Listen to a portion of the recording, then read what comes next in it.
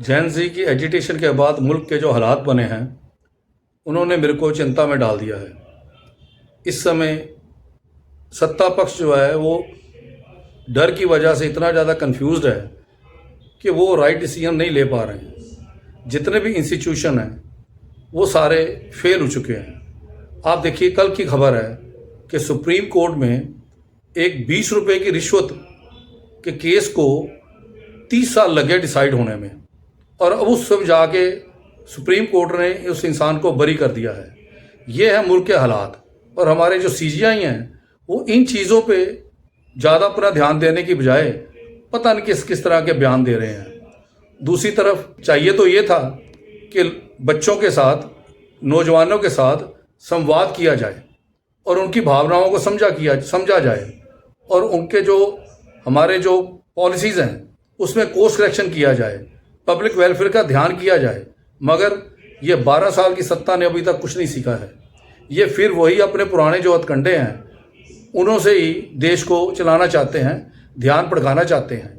अब वंदे मातरम का मुद्दा ये लेके चले आए।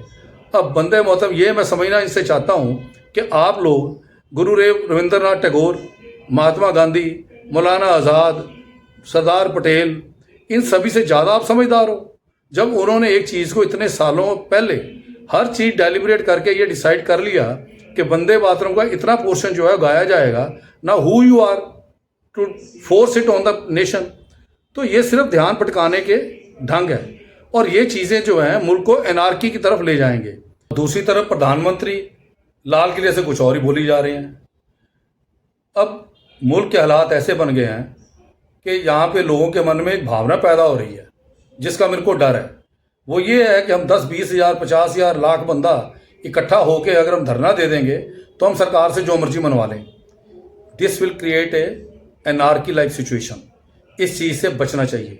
सरकार से मेरी बेनती है कि वो आप कोर्स करेक्शन करें, लोगों से संवाद करें, लोगों के जो मुद्दे हैं, जो पब्लिक वेलफेयर के मुद्दे हैं, उन पर ज़्यादा अपना ध्यान करें, उस पर फोकस करें। अगर आप वो नहीं करते then it is not only Gen Zee.